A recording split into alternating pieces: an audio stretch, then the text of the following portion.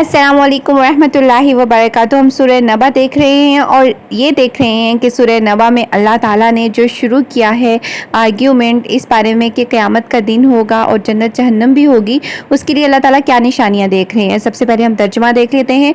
Wow और अंज़लना, अंज़ला उतारा, ना हमने, वअंज़लना और हमने उतारा, मिन से, मिनल मुसिराती बदलियों से। मुसिरात का मतलब होता है निचोड़, निचोड़ के। जैसे आप कोई कपड़ा निचोड़ते हैं, लीमू निचोड़ते हैं तो कितना जूस और पानी निकलता है, तो ऐसे ही जब बादल एक दूसरे से टकराते हैं, एक दूसरे को धक्का दे रहे होते हैं, एक दूसरे के अंदर आ रहे होते हैं तो वो निचड़ते हैं और पानी गिरता है। माअन पानी, माअन सज्जाजा, सज्जाजा का मतलब होता है खूब बरसने वाला, मतलब बहुत ही ज़्यादा मूसलाधार जो रुक ही ना रहा हो, बहुत बेपनाह पानी। वअंज़लना मिनल मुसिराती माअन सज्जाजा, और हमने उतारा बदलियों से खूब बरसने वाला पानी। लिनुखरिजा, ली का मतलब होता है ताकि, और न यहाँ पे नून पेश नू जो आया है उसका मतलब होता है हम, और अखराज या खारजा हम उर्दू में भी इस्तेमाल करते हैं निकलना। लिनुखरिजा ताकि हम निकालें, यानी जो बारिश का पानी बरस रहा है अब उस मकसद बताया जा रहा है कि लिनुखरिजा ताकि हम निकालें, बिही उसके ज़रिए।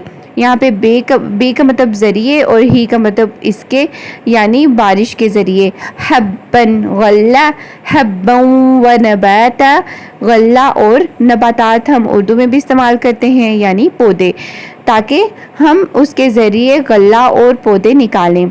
वाओ और जन्नतिन, अल्फाफा, अल्फाफा का मतलब होता है बहुत घने, इतने घने कि एक दूसरे के अंदर फंसे हुए हों, और दरख्त इतने घने हों, लश ग्रीन हों, और जैसे पैक हों। आप उर्दू में हम लफ्ज़ लिफाफा यूज़ करते थे जिसमें ख़त पैक किया करते थे, लिफाफा होता था, तो उसमें जो कागज़ होता था उसको इस तरह से लपेट दिया जाता था कि उसके अंदर बाद में लेटर डाला जाता था, तो उस तरह से लिपटे हुए बिल्कुल, यानी दो दरख्त आपस में ऐसे जुड़े हों कि उनकी शाखें आपस में मिक्स हों और आप बता ना सकें कि कौन सी शाख किसकी है।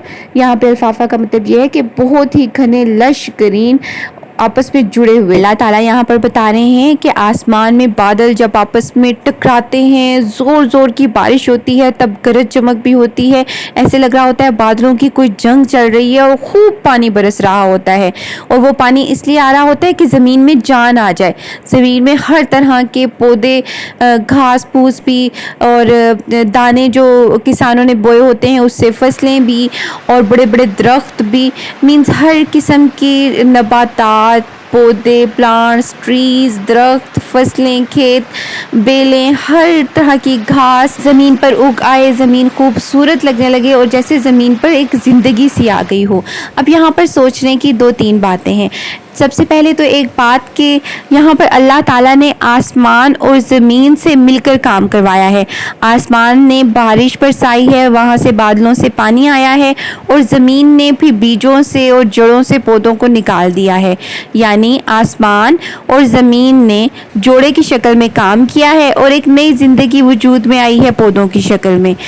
यानी अल्लाह ताला को जोड़ों में काम करवाना, जोड़े बनाना पसंद है। तो जब उसने आसमान और ज़मीन का जोड़ा बनाया है तो इंसानों के जोड़े बनाए हैं, जैसे आदमी और औरत जब जोड़ा बनता है तो नई ज़िंदगी वजूद में आती है।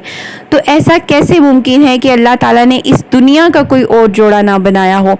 ऐसे कैसे मुमकिन है कि इस दुनिया में से हम जाएंगे तो इसका कोई और जोड़ा आखिरत की शक्ल में ना हो? इस दुनिया में जो हम ज़िंदगी गुजारेंगे वो क़यामत के आखिरी दिन के साथ जोड़ा बनेगी, और वहाँ से फिर हमारे लिए जन्नत या जहन्नम की ज़िंदगी जन्म लेगी। अल्लाह ताला हमारे हक़ में जन्नतुल फिरदौस की बहारें लिख दें। अल्लाह ताला हमें जहन्नम के अज़ाब से महफूज रखें, और अल्लाह ताला हमें कुरान पाक के तमाम हिकमत के मोती चुनने की तौफ़ीक़ अता फ़रमाएँ।